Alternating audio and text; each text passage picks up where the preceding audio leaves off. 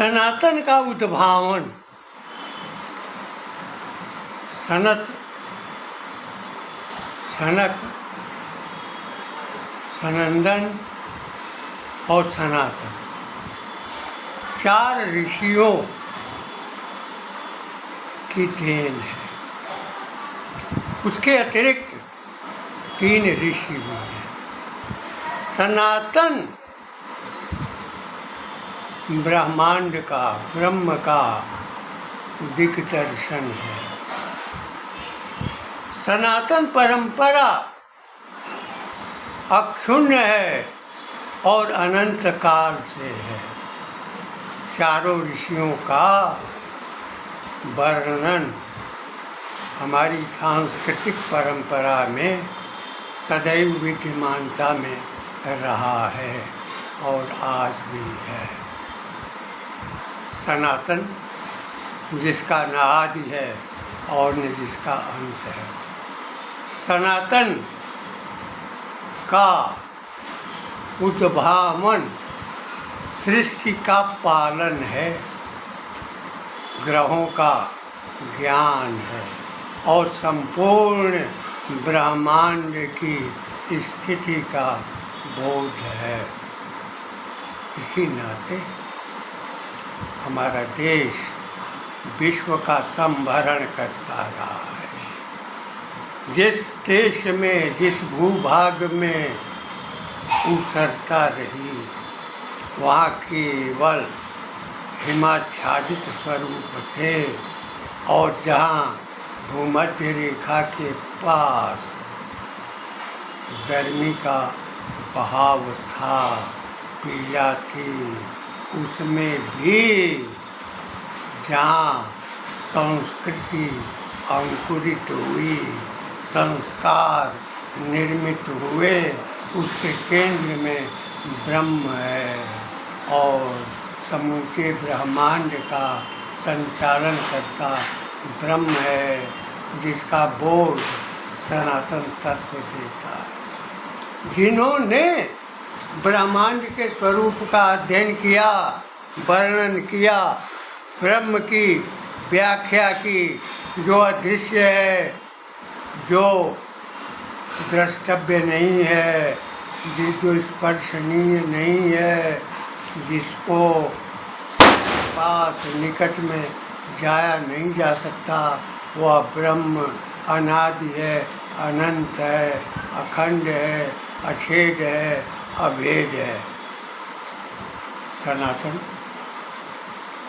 से संस्कार बनते हैं और संस्कारों की विभिन्नता और प्रचुरता संस्कृति का निर्माण करती है। निर्माण है संस्कारों का। संस्कार जीवन में जो जीव जंतु हैं, मनुष्य हैं, पशु पक्षी हैं, उनमें उनको संस्कृत बनाता है और वही सांस्कृतिक स्वरूप हमारी संस्कृति का बनता है। वह आजकल का नहीं है, अनादिकाल से हमारी संस्कृति की धारा सदैव प्रवाहमान रही है, जिसको ऋषियों ने परिवर्धित किया है और समयानुसार उसको विस्तार किया। जहाँ ब्रह्म की व्याख्या की गई है, ब्रह्म के स्वरूप का वर्णन किया गया है, वही है हमारा भारतवर्ष। और भारतवर्ष अनंत विश्व को, प्रत्येक भाग को, जितने भी महाद्वीप हैं, सप्त महाद्वीप, सप्त सागर, सप्त लोक, 14 भुवन का चित्रण हमारे ऋषियों ने जिस आस्था और विश्वास के साथ किया है, वही सनातनता आज भी हमारे भीतर विद्यमान है। उसी सनातनता में वर्णाश्रम बने और वर्णाश्रम के द्वारा समाज का पालन हुआ, पोषण हुआ, एक दूसरे के साथ साहचर्य का भावबोध प्रकाशित हुआ। जीवों के प्रति करुणा आई। हमारे जितने भी अवतार हुए उन अवतारों में कोई विभेद नहीं था, कोई विवाद नहीं था। और मत्स्य अवतार से लेकर बुद्धावतार तक सारे अवतारों में समष्टिगत भाव था, विद्यमानता थी, सनातन का विस्तार था, सनातन की स्वीकृति थी, सनातन का विश्वास था। किंतु दूसरी तरफ अन्य पंथों के बारे में देखते हैं तो जितने भी आदम और हव्वा से जो प्रसृति हुई है उसमें मूसा, ईसा और पैगंबर हज़रत मोहम्मद साहब का आगमन होता है। एक दूसरे के प्रति विद्वेष, एक दूसरे के प्रति घृणा, एक दूसरे के प्रति संहार का भाव सदैव विद्यमान रहा है। लेकिन सनातन परंपरा में किसी भी अवतारी पुरुष के संबंध में अन्य अवतारी पुरुषों के अनुयायियों का विद्रोह या रक्तपात की प्रवृत्ति नहीं दिखाई पड़ी। सनातन मूल है विश्व का और विश्व का संभरण करने वाला, पोषण करने वाला एकमात्र विधान है, संविधान है, जिसका पालन अखिल विश्व में होता रहा है। भारतवर्ष उसका केंद्र था, उसकी राजधानी थी और यहाँ से संस्कृतियों का विकास पूर्ण रूप से फैला, प्रसरित हुआ। हमने दया भी की, दान भी किया, तप भी किया, हमने हिंसा को त्यागा, अहिंसा भाव को अपनाया, जीवों के प्रति दया अपनाई, पक्षी, कीट, कीट और जितने सर्प हैं, जितने भी जन्म लेने वाले जीव जंतु हैं, पेड़ पौधे भी हैं, उनके प्रति हमारे मन में सदैव करुणा का भाव रहा है। सनातन आदि स्रोत है, सनातन विश्व का संस्कार है, विश्व की निर्मित है, समष्टिगत बोध है, समष्टिगत प्रवृत्ति है और समाज को दिशा देने वाला बोध है। जब हम तुलनात्मक दृष्टि से देखते हैं तो अन्य पंथ के आश्रित हैं और उस पंथ में इतना विभेद है, इतना दमन है, इतनी हिंसा है जो कहीं अन्यत्र दिखाई नहीं पड़ती। जब हम यूरोप का इतिहास, खाड़ी देशों का इतिहास देखते हैं तो स्वाभाविक है कि तपस्या की भूमि, अहिंसा की भूमि, भारतवर्ष में जीवों का संरक्षण करने वाली भूमि, इसके भीतर दान रहा है, तप रहा है, यज्ञ रहा है और साथ ही एक दूसरे की सेवा, एक दूसरे के रक्षण का भाव रहा है। उस भारतवर्ष में को आक्रांत बना करके सदियों से विविध देश लूटते रहे हैं, क्योंकि वहाँ न तो पर्वतों से दूध निकालने वाली नदियों का स्रोत रहा है। भारत में अगर ये नदियाँ, नसें हैं, सिराएँ और धमनियाँ हैं तो स्वाभाविक है कि शरीर का, काया का संतुष्ट होना, पालित होना सहज बन जाता है। और काया न केवल मनुष्य की बल्कि पशु की, पक्षी की, जीव की, कीड़े की भी, सर्प की भी, जो भी योनियाँ रही हैं उन योनियों के प्रति संरक्षण का भाव, ये सनातनता की सर्जना रही। उसी सनातन के पालक जो 20वीं सदी में हुए,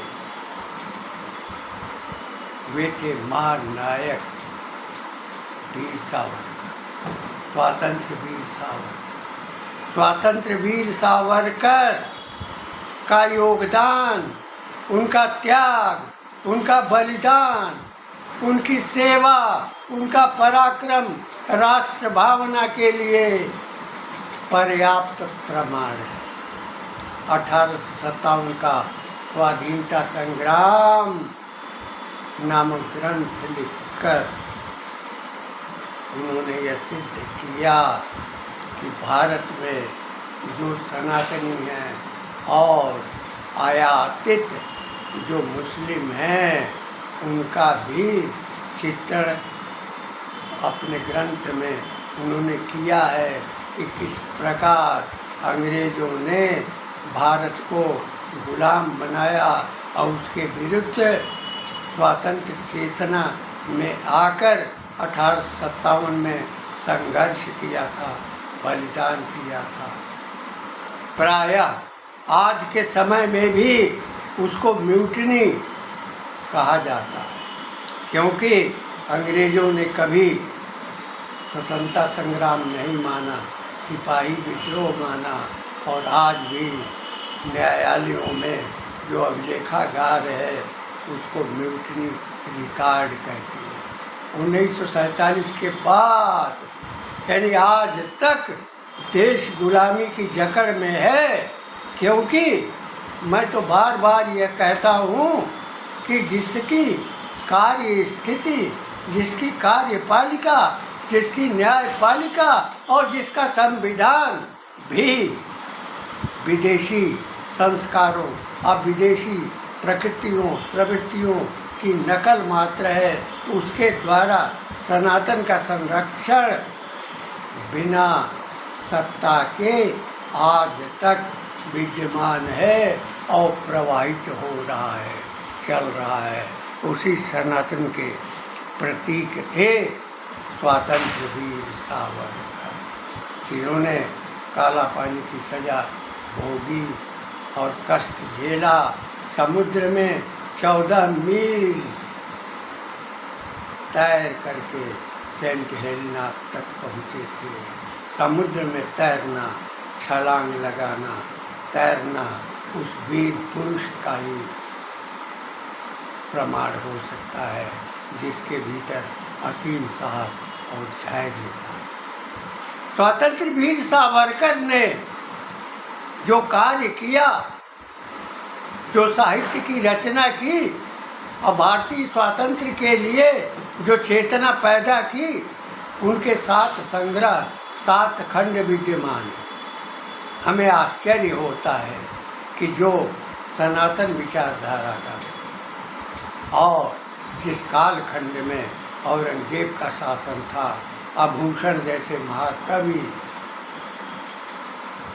सनातन के स्थान पर हिंदू जागरण का संदेश दे रहे थे। और यह हिंदुस्तान कैसे बना, इसकी कहानी तो स्पष्ट है। यानी हिमालय का ही और इंद्र चंद्रमा को जोड़ करके जो हिंद बना, और वो हिंद जब विष पान किया था भगवान शिव ने, उसी के फलस्वरूप उस अनंतकालीन परंपरा से यह हिंद हो गया और हिंदुस्तान हो गया। यह शंकर की पुरी है हिमालय, पार्वती का पीहर है, नैहर है। हिमालय राजा थे, और यही नहीं, जो भगवान राम के पुत्र कुश थे, उनके नाम पर जो पहाड़ियाँ हैं, क्योंकि उनका क्षेत्र कुशावती में था और वह साम्राज्य पूरे हिमालय परिक्षेत्र तक विस्तृत था। इसीलिए हिंदू कुश की पहाड़ियाँ बनती हैं, और इसी नाते यह हिंदुस्तान हो गया। उस हिंदुस्तान में जब तुर्कों के आक्रमण, पहला आक्रमण सुबुक्तगीर गोरी का था, दूसरा मोहम्मद गोरी का था, गुलाम वंश की नींव पड़ी। गयासुद्दीन बलबन अंतिम मुगल सम्राट था। उसके बाद एक सुल्तान गद्दी पर आया, वो गुजरात का खुसरो था। उसको इस्लाम में परिवर्तित किया गया, लेकिन जब वह सुल्तान बना तो उसने उसके भीतर वही उदारता थी जो उदारता सनातन में थी। और इसी नाते स्वतंत्र वीर सावरकर ने उसके कार्य, उसके शासन, उसकी व्यवस्था, उसकी प्रसिद्धि, उसके चिंतन को देखते हुए यह लिखा था, हिंदू हृदय सम्राट नसरुद्दीन खुसरो। क्योंकि जब वो सुल्तान बना तो उसने अपने किले में पूजन की सामग्री व्यवस्थित की, यज्ञ भी आयोजित कराए। तो ऐसे वीर सावरकर के मुख से नसरुद्दीन शाह को हिंदू हृदय सम्राट कहना आश्चर्य तो आपको लगेगा, क्योंकि जो वीर सावरकर थे, जिनका मन, जिनकी चेतना, जिनका विस्तार हिंदुत्व के लिए था और राष्ट्र को हिंदू राष्ट्र बनाने का था, तो वह भावना उन्होंने किसी कालखंड में नसरुद्दीन शाह के भीतर देखी थी। यद्यपि आक्रांताओं के एक वर्ग द्वारा 1 वर्ष के अंतराल में ही उनकी हत्या कर दी गई। आश्चर्य होता है कि स्वतंत्र वीर सावरकर किसी को हिंदू हृदय सम्राट की संज्ञा देते हैं और वह भी इस्लाम मतानुयायी हो गया। लेकिन 20वीं सदी में ही स्वतंत्र वीर सावरकर के बाद